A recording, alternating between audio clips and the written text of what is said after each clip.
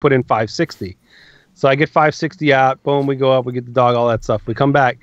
So this week, just playing baseball at the end of the week, I ended up exactly 560.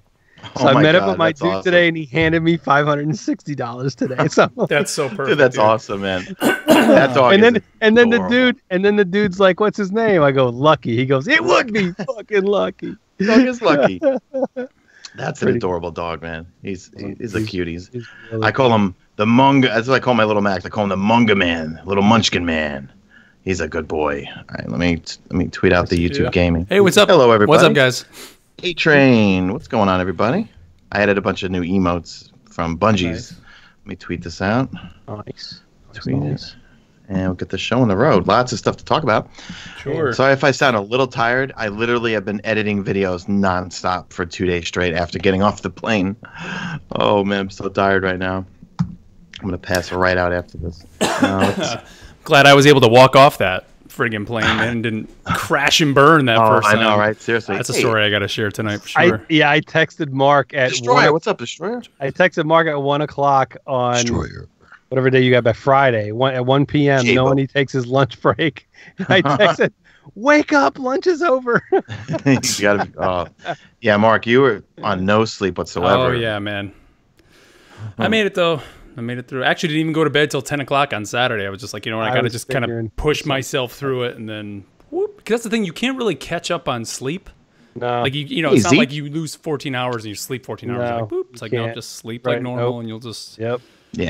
Come back. You'll get it. But what is up, YouTube? How's it going, guys? Everybody in chat. What's going on? Console Play. What's up, dude? Zeke, J-Bo, A-Train. Everybody's here. Destroyer. What's going on, everybody? Yeah, we got a good show for you tonight. Definitely. Lots of stuff to talk about. They dropped the new trailer.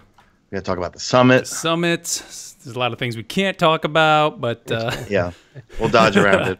We'll do what we can tonight. We know that's what a lot of people are here. We'll see you at E3. Yeah, pretty much, man. That's I remember saying that years ago. Like, see you at E3. We'll see you at E3, and that's kind of the state we're in right now. Although we'll see you tomorrow. I mean, there's stuff coming out tomorrow. That's right. As we're recording this on the 24th. Oh, my camera's so freaking high up. Hold on, let me move. My PS4 was getting lonely, Gary. It definitely was. It's not anymore with that God of War. Oh my God! I'm gonna put my puppers in my lap. Let me fix my camera real quick, guys. God of Kratos, man. Cripes. Me. Camera. Kato comes back. I'm here still. What do you guys think, guys, in the chat? Real quick, what have you guys thought of the teaser so far? Things you've seen with the Warmind teaser. David Rodriguez saying it's amazing. And everyone, oh, look at the little look at the puppy. The Munga Man. You know why we do it? Munchkin For the puppies! For the puppies! Hey, Branson. Should have named him Titan. Time Splitter. What's up, Time Splitter? He's your Titan, man. Yeah, I tried. It didn't fly. Oh, shit. He's sleepy. He is a a little little sleepy. I'm just going to wait till we do intros, and I'm going to put him in bed. Aww. How old is he now? Like 8 just weeks, a couple of weeks? Dude. 8 weeks. Wow. All right, are we ready? We're ready to go, yeah. All right, so here we go, guys. Lots to talk about tonight, as always. Thank you, everybody, here for tuning in. And here we go. Guardian Radio, episode 249. Welcome, everyone, to Guardian Radio, the first and longest-running Destiny podcast on the net. I am your host, Mark Turcotte, and joining me this week, first up, from inside his closet, K-Dub and Lucky. K-Dub, what's up, man? What's up, everybody? I promised, I teased it last week that we'd have a new member on the show, and here he is. This is Lucky. Yeah, he is an 8-week-old purebred yellow lab, and he's precious and he's awesome. He's gorgeous. So, he's smelling your microphone. I've been a little busy. I haven't played Iron Banner yet because I've been busy. So that's on tomorrow's agenda in the morning. But like he just yawned. He's tired. He was sleeping. Caleb woke him up for the show. I'm going to put him to bed right now. I'll be right back. All right, nice. All right, and that other voice you heard there is the King of Queens, our King of Queens, Mr. Mesa, Sean. Sean, what's up, man? What's going on, guys? Yeah, just sorry if I sound a little tired tonight. I literally have not been. I haven't stopped working since I landed yesterday from Seattle, working on certain things to put up at a certain time. And I'll be streaming the Bungie reveal stream tomorrow at 1 p.m. Eastern. I made sure I checked in with Activision. They gave me the okay. So make sure I talk here and there before and after. I'll shut my mouth as they're going through it, of course. And you might want to pay attention to my channel right after the stream. You might see some cool stuff. stuff. See a couple of videos. Yeah, you might see a couple of cool videos tomorrow, I think. Yep. Awesome. Teasing there. What is up, everybody? Thank you here, as always, for tuning into the show. However you're tuning in, whether it's through YouTube, through Podbean, through, well, we don't do it on Twitch anymore, but whatever your podcast service of choice is, thank you guys so much. And yeah, we have a lot to talk about. Sean and I were at the Destiny Community Summit this past week. We're going to talk about that a little bit. However, you know, you guys should know, I'm sure you've seen all the other videos and heard a lot of the people coming out. We are under NDA, so there are things that we cannot discuss, but we will talk about what we can. Iron Banner 6v6 was this week. We'll give you some feedback on that. And of course, as we're recording this, Warmind, the Twitch stream is what, about 12 hours away, a little bit less than 12 hours away. So we will be talking about the teaser that came out today. And, you know, Sean and I will kind of skirt around some things that, you know, are in that teaser. So let's kick it off, guys, like we always do with our news segment that we call Dispatches from the Traveler. All right, well, let's start off with the summit, because I think this is something that, you know, obviously the community has been pretty excited about, or I guess you should say some people in the community were excited about. And Sean, do we want to start just, because I want to kind of set the stage for everybody to kind of the adventure to get there. And I just share my crazy story? Because tell I think them the people, story, you know, I was worried about you, man. I was worried. Long story short, I flew from Charlotte. I had to work all day, and I had to fly out on a late flight from the East Coast going out to the West Coast. I was supposed to be in Seattle by 12:50 Seattle time, so it was a big process. My flight didn't leave till like 6 o'clock or whatever. I ended up landing in Dallas, and it was going to be a mad rush to the plane, but nope, made it, no problem. So I get on the plane. I'm like, yeah, this is good, right? I'm on the plane. Everything's going to be great. Back up from the gate. Everybody's ready to go. We stop. Just very short of the gate. I mean, we backed up maybe like 5 feet, and the plane just sits there. Did you yell bomb again on a plane? I did. No, I didn't. Don't yell bomb on a plane, guys. Don't do that. Then the guy comes on the overhead. And now, meanwhile, this is the day after the woman got sucked out of the window on the Southwest plane. So already I was trying my hardest not to, like, think of any of that. But the guy comes on the overhead, and he's like, shh. We forgot to go over something on our checklist, and we forgot to add water to the plane. So we got to pull back up and add water to the plane, because right now our toilets and water don't work. So everybody's just like, right? So we pull back up, sit there for 10 minutes. They put water on the plane. All right, they shut the doors again. We're ready to roll. Plane takes off down the runway. We get all the way down. And I was in an exit row, so there was a stewardess right in front of me. Which, by the way, when you go on an airplane, how come we wear the little lap belts and they wear like the big harnesses? Yeah, that's a little weird. I know, right? But whatever. So we're sitting there again. We stop.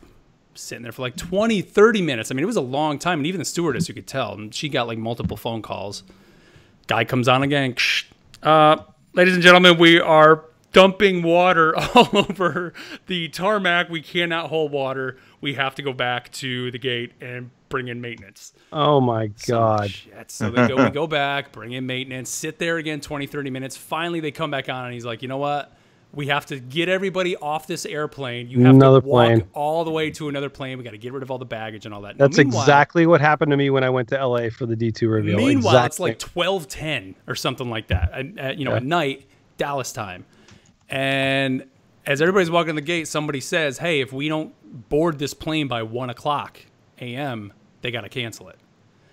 So everybody's like rushing to get to this plane. Now, meanwhile, it's late in the airport. There's not a lot of employees there, and there's people that need help, with their wheelchairs and all of that. So like everybody's trying to help all these people get to the plane.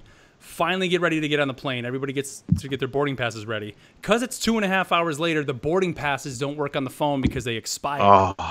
So everybody's freaking out now about the boarding passes. So finally the guy gets on the thing. He's like, everybody just, in an orderly fashion, just show us your ID as you come to get on the plane. Just get on the plane. So like that's safe, right? In an airport, it's everybody running on the plane. So finally we end up getting there. Long story short, what happened was the water was leaking into the belly of the plane. So it wasn't even, and actually the whole time I'm texting Sean, like, dude, I don't know if I'm going to make it. I'm freaking out. Ends up the water was going into the belly of the airplane, not where the luggage was, but where like hydraulics and circuitry and the landing gear and all that are. And when we landed, which luckily the woman waited till we landed to say this, the stewardess that was right there in the exit row kind of with me, me and another guy said, hey, you know, what was the deal? And she said what it was. And had that happened while we were up in the air, the whole bottom of the plane would have froze, all the electronics and all that. And she said they probably couldn't have got the landing gear out. Wow. So, woof. So I was a little bit nervous coming out, you know, finally landing in Seattle. But hey, it was all worth it, man. And I made it. I think I didn't get to bed till like 4 a.m. And then we had, 8:45. I think Sean was our first kind of get together to head over to the studio. But it was a heck of a trip, man. You made it. You made it, man. It was good to go. So it was, you know, it was crazy. But what do you want to talk about for the summit, Sean? I mean, I guess just kind of, you know, like, I'll just go with first our overall opinions, stuff, and I have my NDA right here. Just want to make sure we got our NDAs. So I got it right here. So basically, okay. So overall impressions on how I felt the summit Kato, went. Feel free to jump in here on some of this. Like if you got a question, I can't say we can answer it, but I want you to ask us questions as well, man. So the summit 100% was not a PR stunt. They brought in everyone from all types of the community: content creators, streamers, PvP MLG pros, PvE MLG pros. They brought in podcasters. They brought in all sorts of people. People who flat out left the game. People have bashed the game. And I was taken back by the candidness and the honesty of the Bungie developers. Like, they took a beating, and I might have spoken to a few other people, but they were, I think, a bit nervous with all us coming in there because, you know, they want this game to be and reach its full potential that it can be, or the heights that Destiny 1 did, and have it popular on Twitch, you know, have a reason to log in every day. And, you know, to see these guys, when you would ask them a specific question, which I could say here, the questions that were asked, I could say that, but I can't say the answers. But, you know, some of them would say, you know what, we effed that up. You know what? We didn't like that decision. We want to fix that. You know what I mean? There was no skirting around. There was no blowing smoke up anyone's rear. They were honest with us. And be like, you know what? That was a missed opportunity. You know. But real quick, Sean, I just want to jump into real quick. So one thing that I remember saying this the last day, kind of to the group, and I even think I even said it here on Guardian Radio, was like, I didn't think they were going to put us all in a room together with a bunch of developers and everybody that was there in one shot, and everybody just kind of an open discussion. I never in a million years thought that would have happened. That was literally the first thing that we did there. Like, it was just anybody that thought this was a PR stunt, believe me, it completely was not. No. Like, this, we weren't there to see the new expansion. Anybody that said that was just one of the other people that were on the negative train that wanted it to be that. I mean, we weren't there to just see new stuff and come out and promote it. It really, truly was let's have a discussion about Destiny 2. And that's exactly what we did. And, you know, I think I saw some people saying, you know, they weren't sure if certain areas of the community were represented and all that. And, you know, we can't talk about the answers that were given. I mean, we can go in. I don't really want to sit here and talk about, oh, this question was asked, this question was asked, this question was asked. But I will assure everyone that the majority of concerns that are the major concerns that everybody has, as well as some of the minor concerns and things of, you know, all different aspects of the community, pretty much the majority of things were discussed. Wouldn't you say, Sean? I mean, to me. Well, they also, thing is, like, besides, okay, it wasn't all of us in one room grilling the developers. That was the start of it. That was the start, then they actually had breakout sessions where we went into different rooms with the developers to talk about different topics. Obviously, we can't talk about those topics, but that's how the deep dive, like, they really went in to go for deep dives to particular subjects where, okay, here's Kevin Yanis and Josh Hamrick and John Wisniewski in this room, okay? And half of us were in that room, you know, like for a session with them. Then they would leave and go to another room, and then a new set of developers for Warmind or for other things that are coming down the pike, they'd come in, and it was straight up, it was answering difficult questions. You know, focusing on some things that work or things that we do like. Not saying we want to go back to D1 and stuff like that, but what were some systems or things that might have worked or player experiences that we enjoyed within Destiny 1? How can we bring it forward but make it more unique? Don't just rehash everything from D1. And, you know, a lot of uncomfortable questions, you know what I mean? I mean, literally, there was a few moments that were just like, there was just moments where I was sitting there thinking, like, I can't believe we're in a room talking this candidly about some of these things, you know? It really was almost like just a surreal thing. I mean, like I think I said last week, I've heard supposedly that Ubisoft did something like this with The Division, and you know, it worked for The Division. And yeah, I'm not going to say, because I don't think this is breaking the NDA, because it's not talking about questions, but like there was one thing that a question was kind of asked. They presented a solution that they had kind of worked on, and we all said, no. That's not the way to do it. That's not the way. And that was on the first day, and the second day the conversation came up again, and it was kind of like a, hey, we talked about it, and let's talk some more about what you think. And so, so rather than being, you know, because you figure they create this solution and all of us are like, that's not going to work. You know what I mean? Right. Rather than being defensive and saying, well, why? You know, they said, well, okay, well, hey, let's group think this. Let's talk about it. Yep.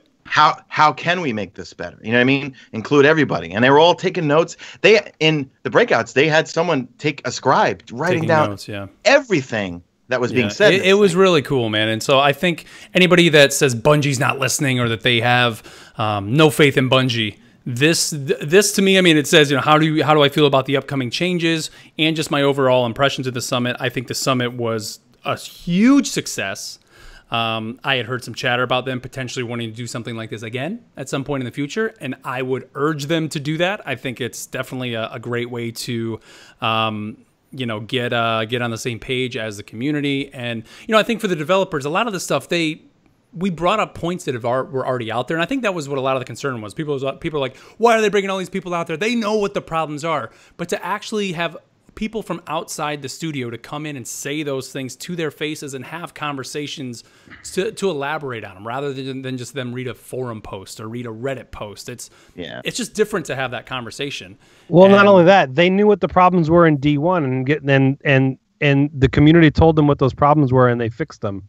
And now we're where we are.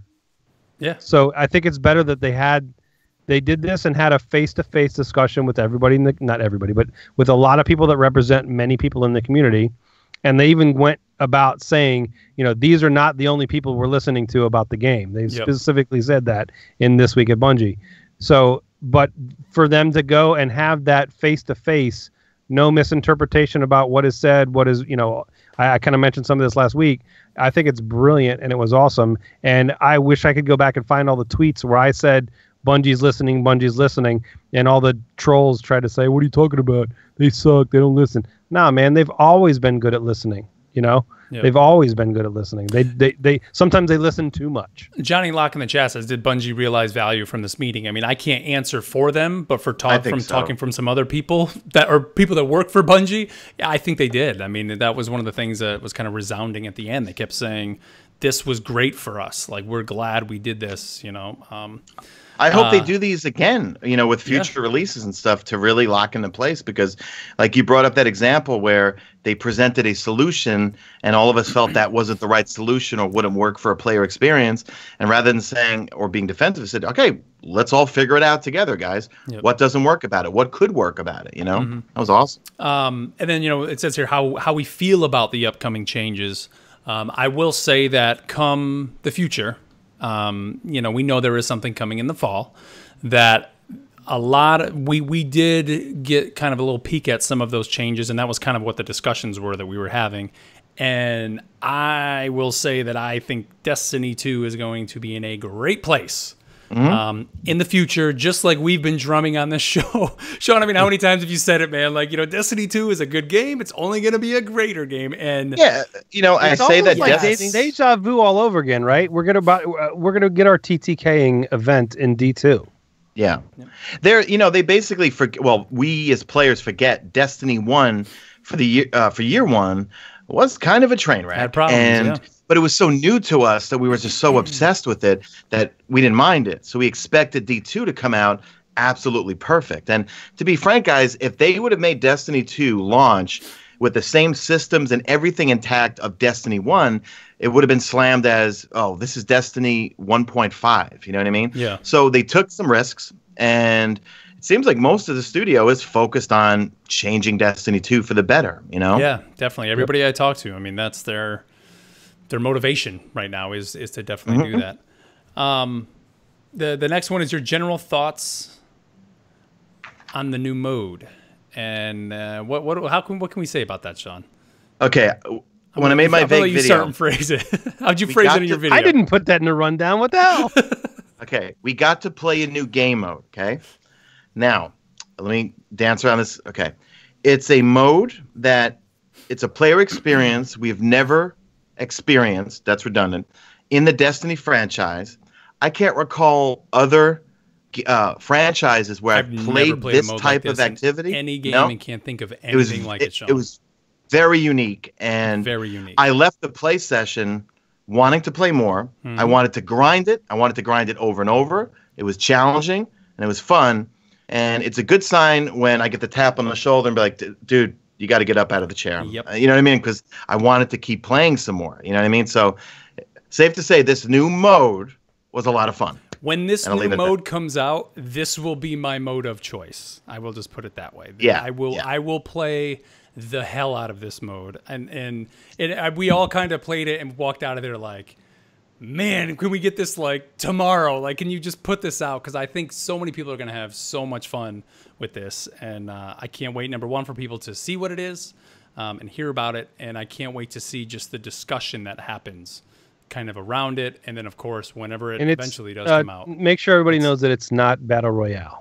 Hold on. Can you confirm?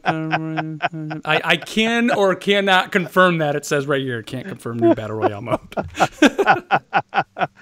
It says Destiny 2 Fortnite edition. No, it's funny. One of the favorite tweets that I saw this week is E3 expectations, and it was like Call of Duty Battle Royale, this thing Battle Royale, this Royale, this thing. It was just so funny. Like everybody's doing that. You know, like the Battle Royale is such a hype train. I mean, look, I tried Fortnite. I liked it. I was offered money to make videos on it.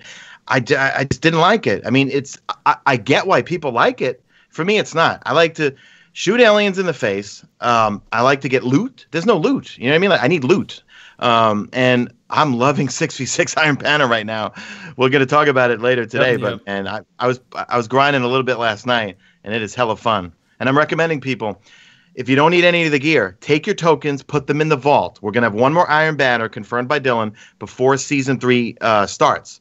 I'm saving all my tokens because my friend confirmed yesterday he has over 700 Iron Banner tokens. Because all he does is play PvP. He never buys the gear. And those have been carried over from Season 1. So I'm putting all my tokens into the vault. So when Season 3 Iron Banner comes around, if he's got new gear, I could buy it right away. Nice, man. Pro tip. Pro tip.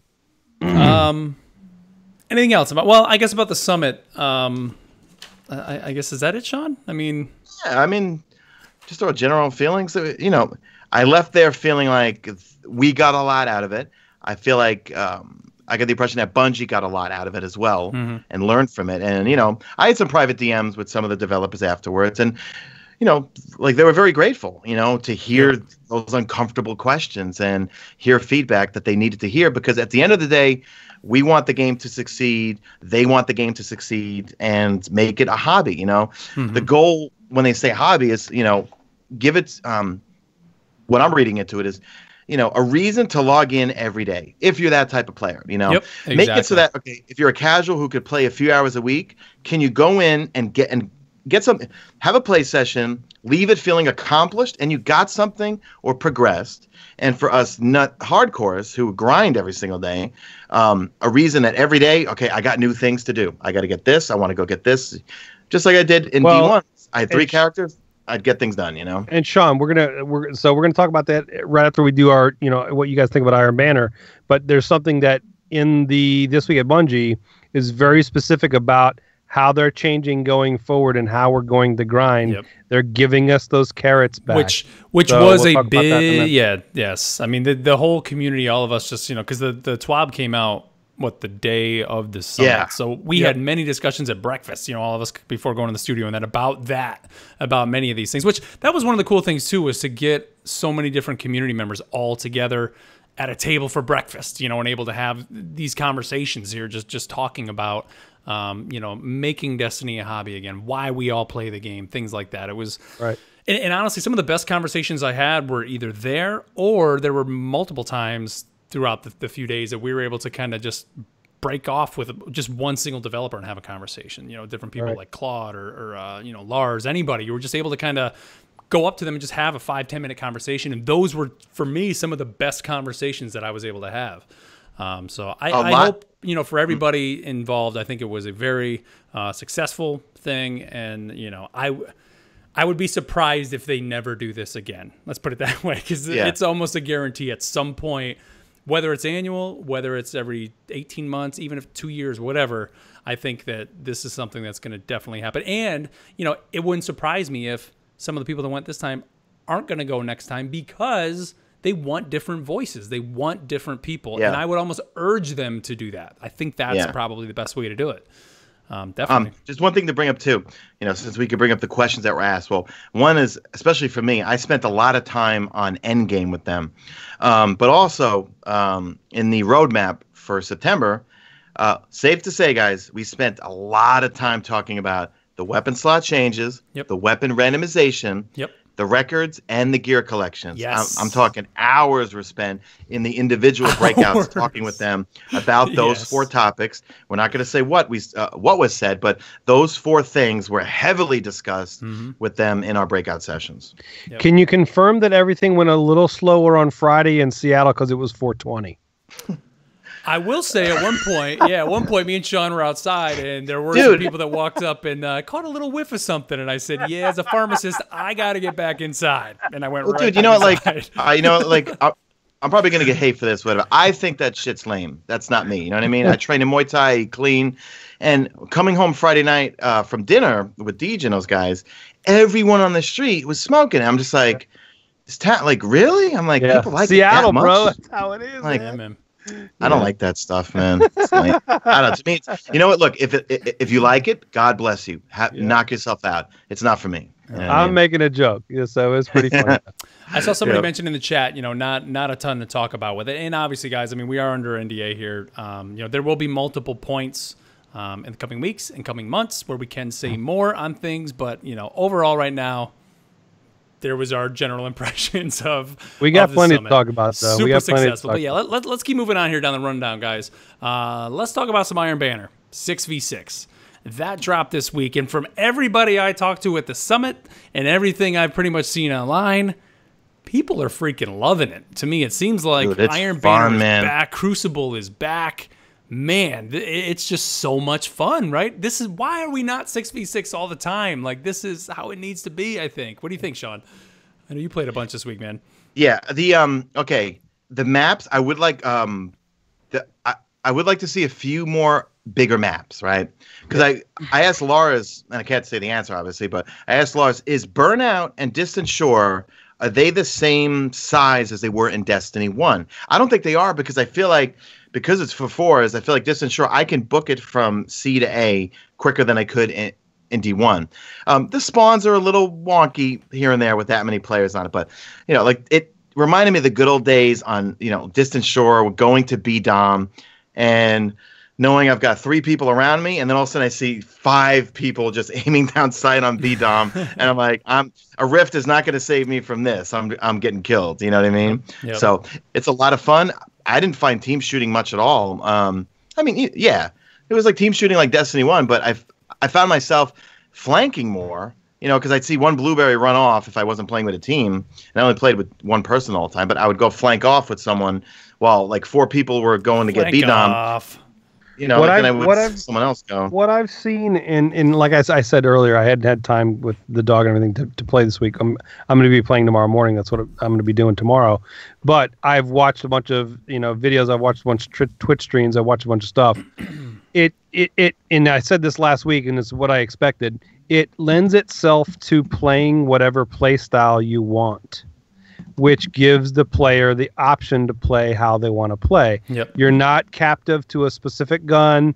You're not captive to a specific play style. You can play how you want with what you want and be successful. And teams seem to spread out a little bit more too. Right. You know, it's not just like 4 people together. You have packs of 2 and all. It just plays better, man. And that all together makes it huge. This is not breaking the NDA. We can say what questions were asked of Bungie.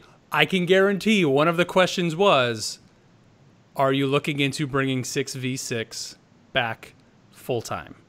Mm-hmm. I can't say the answer, but I can say that question was definitely asked. All right, guess what? Bungie. I didn't go, and I'll say that would be stupid not to. Of course they're going to 66. Like, come on already. Answer your own question. That's a dumb question.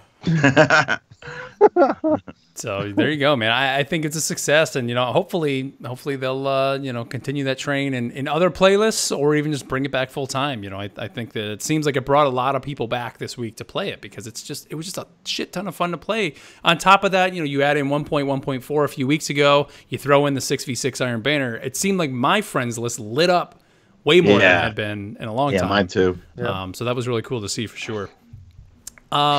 Let's move on here to in this week at Bungie, and that was some changes that are coming to how we level up. And this is kind of in reference to starting with the new expansion with Warmind. And this conversation did actually even come up.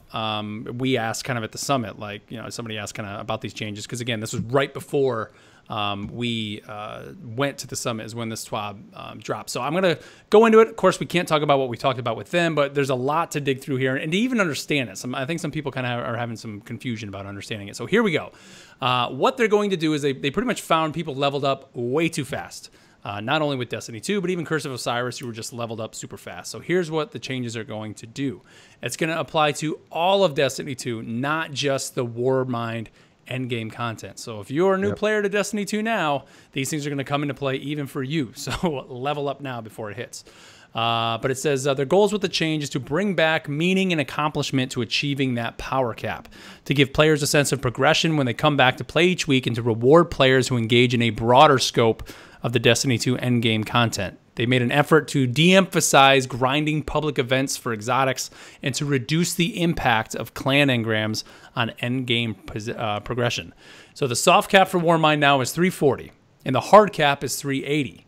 They say these numbers don't consider any +5 mods. Remember that all drops are calculated using the best possible power, regardless of whether you have it equipped or not. Instead, it can even be in your vault or on any other character. Doesn't matter. They say the target is that players who participate in all weekly activities should take several weeks to reach that hard cap. Now think about that when you think about raids and stuff. Yep. So all activities. So raids and trials will grant the largest increases. Clan engrams will provide very small increases. Nice tweak. All other weekly sources fall in between. So like your milestones that you kind of got to do throughout the week. Players who don't participate in any group weekly activities are unlikely to hit the hard cap before the next release. Wow. I mean, that's a big gap, right? Dedicated Omnivore players will hit it before players that just play raids or trials exclusively. Additionally, the final 10 points from 370 to 380 will be significantly slower than the 340 to 370. They say we expect it to take players roughly equal time to go from 340 to 370 as from 370 to 380. They say we decided to make this change because climbing to 370 allows you to tackle endgame content without suffering a severe under-level penalty, but creates a significant accomplishment in achieving that 380. Because if you remember in last week's This Week at Bungie, they talked about scaling and power scaling and how that affects when you're fighting enemies that are above you, and this directly plays into that.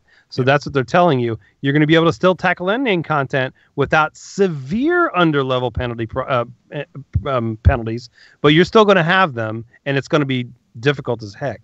So I think those are all good changes, and they made a little tweak to the clan engrams where, yes, you're going to get a clan engram, but it's going to be very, not a huge amount higher than the stuff that you'd get from doing these other hard activities. So I think they made a nice little tweak with that as well. I see somebody in the chat, A360 says, will light level actually matter in these activities, however? My guess, because they're slowing it down, I would say yes. I think that these activities, that's kind of the whole point, to slow it down. And wasn't it even last week when they talked about the enemies that you would fight? Didn't it say something about how they'll be just kind of much harder? Like they were almost... Yeah, they kind of make it like... I didn't fully understand it because I didn't have a chance to read it, but it's kind of like with Match Game. Remember where something like the Elemental Shields... Yes. I forgot what that mod actually did, but basically it made it harder to kill ads and harder to kill enemies, especially when they were shielded. So, which is going to make it even more important to have these new exotics that are coming. Right. But but real quick before we talk about that, but like they says they want to bring back the meaning and accomplishment of achieving that power cap. Absolutely. So to tackle those enemies, if the enemies are harder to fight, you want to level up and be a higher level to take them on. Now, of course, once you hit the cap, I mean, it's not going to matter at that point. But the grind to get there, the battle to get to that cap is going to be much harder and much more difficult. So when you finally get there, it's meaningful because you're able to go in then to that end game content and finally wreck face again and just melt enemies. You know, where right now, it never really felt like it really mattered. The only time, honestly, that power personally for me really made a difference was in that first week or two when it came to like the prestige Nightfall. You know, like that was kind of it. Other than that, it was like there's no point to this. You know, that was the only time that it really mattered. And of course, now I guess you could say now when you crank that modifier on in the Nightfalls, you crank it down levels.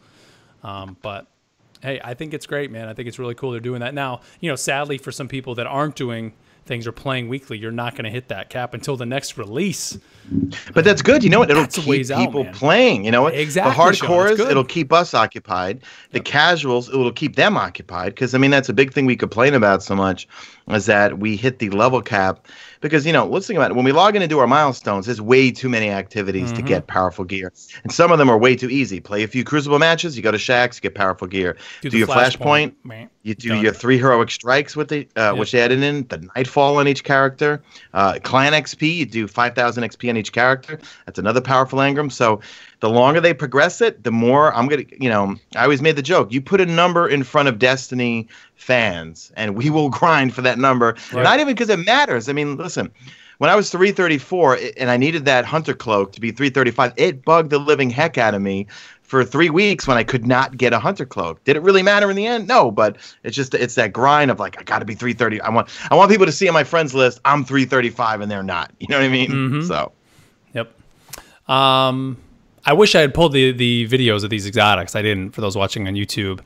But man, this is such a great way to give us a preview into the exotics rather than just put it in text or anything. These little tweets that they're putting out just showing like 20, 30-minute clips of these exotics, which I even mentioned to Deej when we were there. I was like, Deej, this is brilliant. I said people are getting so excited for these exotics, just seeing them in action. I mean, the Graviton Lance, Skyburner's Oath, Rat King. What was the one? There was one today, too. What was the one they put out today?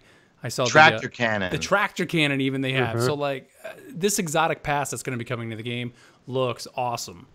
I don't know. And no one's really freaking out of, like, why weren't they like this in the first place? It doesn't matter. Doesn't matter. They're going to be like the future moving forward because Graviton Lance is going to be a lot. To me, seeing that picture, Graviton looks ridiculous, man. Yeah, man. I can't even tell what it's doing. What, he kills one and then all of a sudden a swarm of void and then it tracks them out. You know what it's like? It's like the Outbreak Prime, right? How the Outbreak Prime had the little things that went, and that it's a void Outbreak Prime, right? Yep. But even stronger. Those explosions were ridiculous. Yeah, it's nuts. I mean, they're making exotics, and if you watched the Skyburners one, that's really cool too, where it changes what it does based on whether you're ADSing or you're hip firing.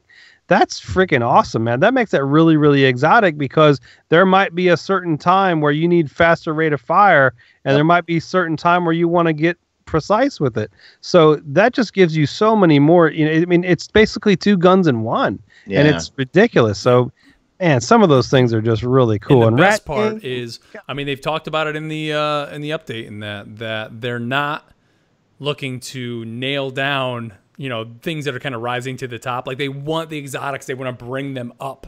So everything you see, you know, these things are going to be strong as hell, which then gives players more options, right? You might go into a match and suddenly there's a guy with the Tractor Cannon, and you're like, what the hell? And it just, or the Graviton Lance, just all these different weapons are going to start coming into the Crucible because people are going to want to check it out and see how they react. In the Crucible. I can't wait, man. That's going to be a lot of fun, I think, using all the new exotics.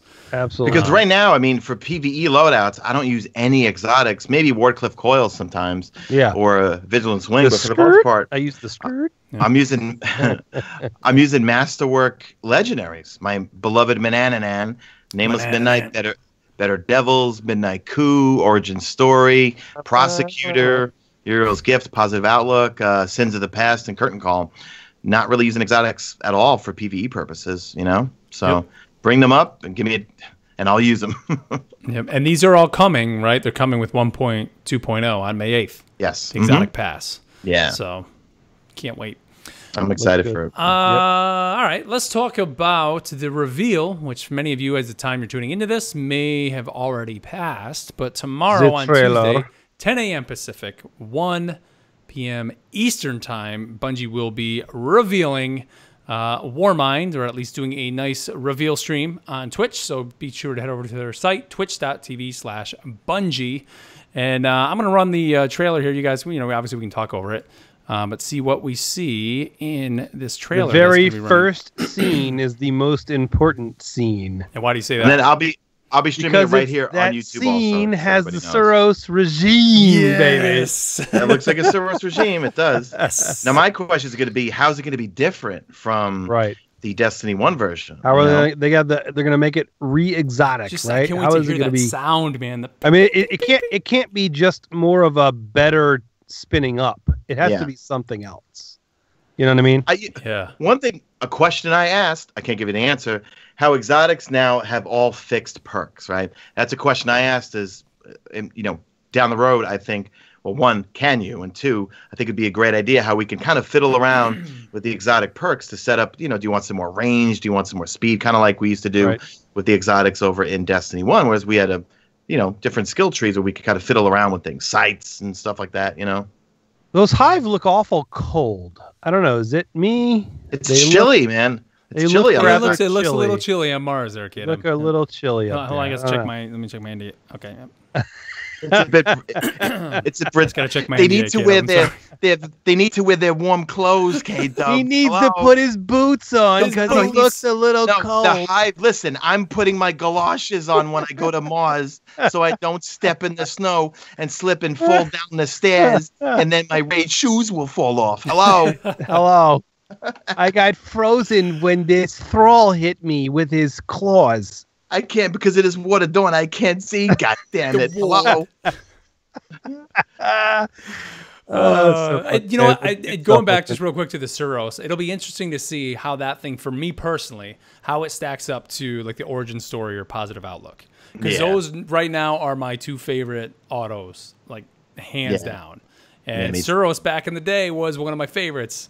I don't know, man, if it's going to be able to take the place of those. I mean, I won it, of course, because Suros is just a classic. I think that was like one of the first exotics. I think I bought that one from Xur, I think. Well, if they're buffing all the exotics that we have now, they're going to roll out new exotics with that in mind, that this thing needs to be really good. Oh, you know what I mean? That, my primary in fact, the goal is probably like, listen, if this is a kinetic exotic auto rifle, it should have reasons for you to not use Origin Story. I'm with you, Mark. I love Origin Story. That's all I use for an auto rifle for my kinetic. I want the reason to put it away and put on, as I used to call it, the Suros regime. So, exactly. Absolutely. Yep. Let's see how it goes. Yep. Looks good. I'll throw it to Caleb. What do you think of the escalation protocol? It says survive the hive escalation protocol. At first glance, it looks like a horde mode, but I don't think that's the case. I think there's going to be more to it. I don't think Bungie is going to be as simple as just giving us a horde mode. Like, we've had horde modes since the beginning of time. I think there's going to be more to it than that. I've seen a bunch of people in the chat saying horde mode. I don't think it's that, guys. I think there's going to be more to it than that. There's obviously bosses. You see that there's an ogre and some other stuff. So I think it's going to be really interesting to see what kind of tweaks they give us to go into this new game mode. But it's not going to just be, it's not going to be zombies, guys. It's not going to be a horde mode. It's just not. Okay. There you go. That's all we have to say about escalation protocol. Just telling you. I can. That's as far as I can go, and because obviously I haven't played it like you guys did, but I know what it's not. I can't confirm or deny that I played that. I don't know what you're talking about. All right, whatever. Good stuff. I will say that the what is it? The Hellas Basin. What's it called? Hellas Basin. The Warmind Hellas Basin. Hellas Basin, yeah. That space looks awesome. I'll tell you that much, man. That area looks incredible. I mean, the one shot they show of, it's not necessarily a Warmind, but it's like straight out of the. Is it the concept art? I guess is that what you want to call it? Kind of the screenshot for the actual DLC. Like that shot, you see it like in engine running, and that looks so cool. Like it just gives me the thoughts back to Wrath of the Machine. You know, it just kind of has that look to it almost. And has that feel to it. When it shows, I mean, clearly, you know, it's Mars that we're going to be on. Is that, in the beginning shot, is that a pyramid or is that this Warmind looking thing kind of off there? I mean, I think it's a Warmind, but it almost looks like a pyramid on Mars, doesn't it?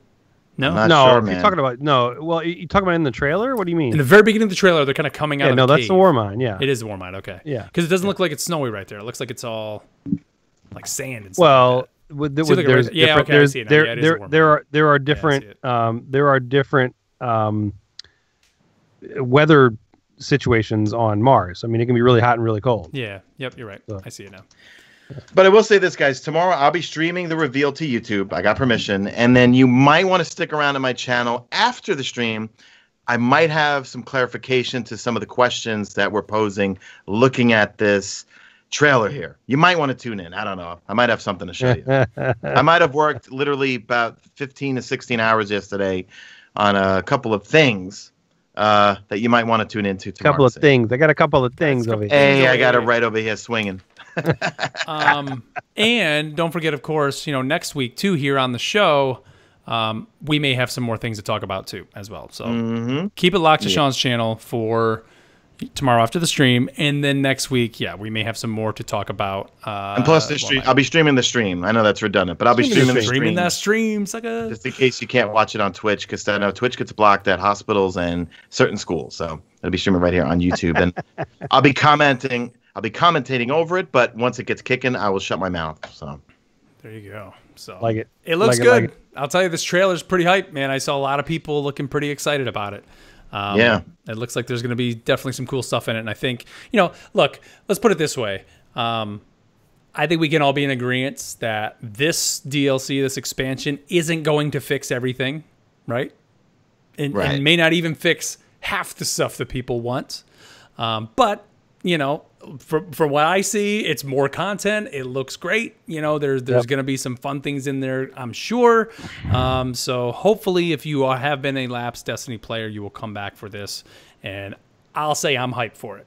I'm super hyped, because look at it. 1.1.4 for me made weapons, abilities, supers more fun. Now you throw on a new DLC, new content, hopefully new strikes, new story, new raid lair, new weapons, and now new weapons that are buffed now, because that's what's fun right now for me doing strikes is I'm not tied down to my Nameless Midnight, Better Devils, my 5-6 weapons I'm using all the time. I'm using linear fusions nonstop because of the 50% damage buff. Shawnee, it's the same thing with PvP. You've got options now, man. PvP is a lot of fun right now, man. Lots of fun for sure. And I mean, when you throw in all these exotics, it's going to be great. It's going to be a good time. And I was, you know, when you went from the Dark Below, you know, like to the House of Wolves, things got a little bit better. And then it went to the Taken King. It got much better. And then, you know what I mean? So I'm seeing the same trend. You know what I mean? Exactly. And, you know, one thing, we didn't even mention it. I don't think we see it in the trailer. But when you read the description of what's coming in the Warmind, speaking of the Crucible, new Crucible maps, right? Yeah. So. Yeah, definitely. Oh, and also, Crucible maps for Warmind and Curse of Osiris will be in all playlists for all Destiny 2 players. They're not going to mess with the matchmaking or lag and everything, because if you buy Destiny 2, you want to try it out, you're not going to be limited to only a playlist of the basic maps. You'll be able to play with everybody. Brilliant move on their part. One thing I will confirm, and this isn't breaking any NDA because this was just, I think, clarification, because I saw some people kind of asking this ahead of time, was about the private matches. You have to own the maps to be able to take part in a private match on said maps, which there was the confusion of, I own the map, K-Dub doesn't own the map, I invite K-Dub in, we take part. No.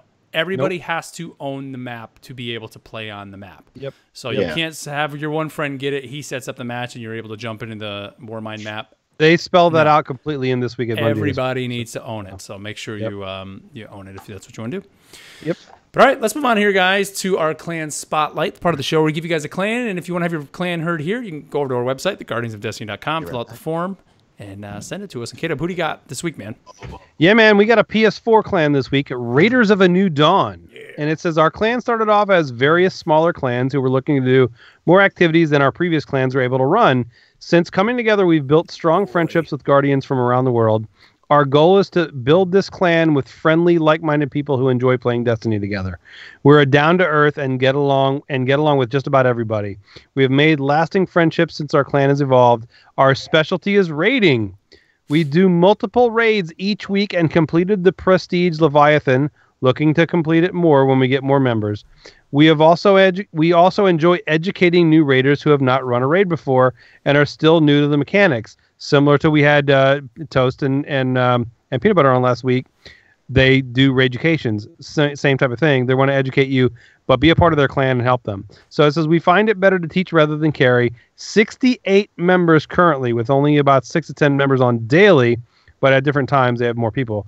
Looking to expand our clan with active members to greatly raise the daily member count. We complete multiple raids each week. We are persistent in grinding out the Nightfall, along with helping other members grind it out once one member already has the Nightfall loot. We do PvP, but are looking to expand more into Trials of the Nine. We really just like hanging out and doing whatever we can. Contact on PSN is MegaHobbit83. I don't think I need to spell that one. MegaHobbit83. Send a message to MegaHobbit83 on PSN before requesting to join, please. And if you're looking to get involved with the clan on the PS4 side that does a lot of end game stuff, raiding, those type of things that you want to get, especially when it's going to be really important to do these things to power up, in the next bit after May, you're going to probably want to be involved with these guys if you don't have a clan already. So hit them up on the PS4 side, guys. Yep. Which I will stress, I think that clans will once again become important with this expansion, especially with the power slowdown, of power starting to matter, because I mean they're going to need to do clearly spell it out. Power up. Yep. Raids and trials will be important because that's where you will get some of the best gear. Let's put it that way. Yep. All right, let's move on here to the part of the show where we get you involved that we call Messages from the City. Don't forget you can email us feedback at theguardiansofdestiny.com, just like Gotham Supreme did. And he says, evening, Guardian Radio. I heard one of you say that you play Pokemon Go in the last couple of weeks, and it got me thinking. Which, by the way, my shirt, look at this, Kato. I saw that. My kids you have the wrong color on, though. You saw. Oh, red. Pokemon Go has been doing these community day events where you can get a Pokemon within attacking it. That normally events where you can get a Pokemon. What's he saying here? Community day events where you can get a Pokemon with an attacking that is normally can't, or that's not. You want me to read this one? Because I know what he's talking about. No, well, basically you can get a Pokemon with an attack that it normally doesn't have, that's normally not in the game, but you can only get it on this community day. He says, people have been really enjoying this, and it has brought people back. So my proposal is that maybe for Iron Banner every month, you could chase guns that were already in the game, but one of their perks was changed to make the gun that much better. It would be a start to get people back into the game, even if it's only for 1 week every month. Maybe 1 week they could add Luck in the Chamber back. Who knows? Would everyone just start using these weapons? Maybe. Is it bringing people back, or is bringing people back into the game a bad thing? I don't think so. Anyway, if you had more ideas on the subject, I would like to hear it. Gotham Supreme. So what do you guys That's a good idea. I like that idea. You're absolutely right. It's me that plays Pokemon Go, as I'll show you my screen. But and I play with my kids, and it's a blast. It's something we can do and get outdoors, and it's great.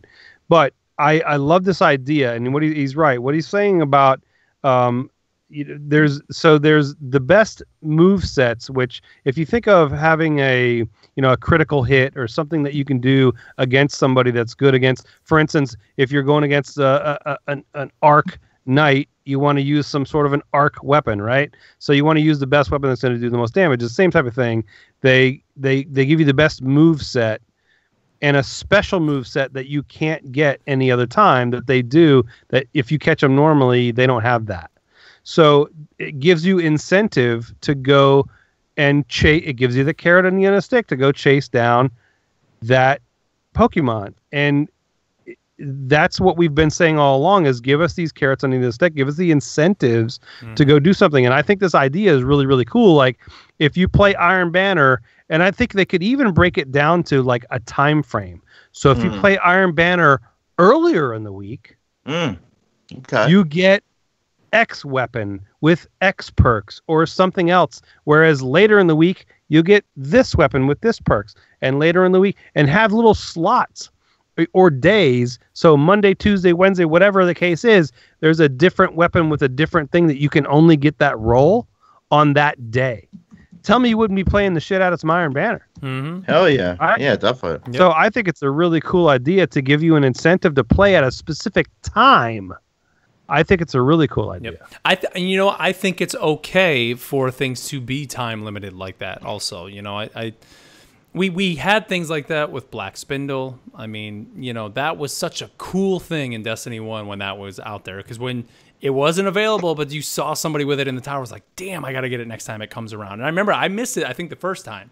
Second time, I mean, sure as hell I was going to get it that second time. And sure enough, I did.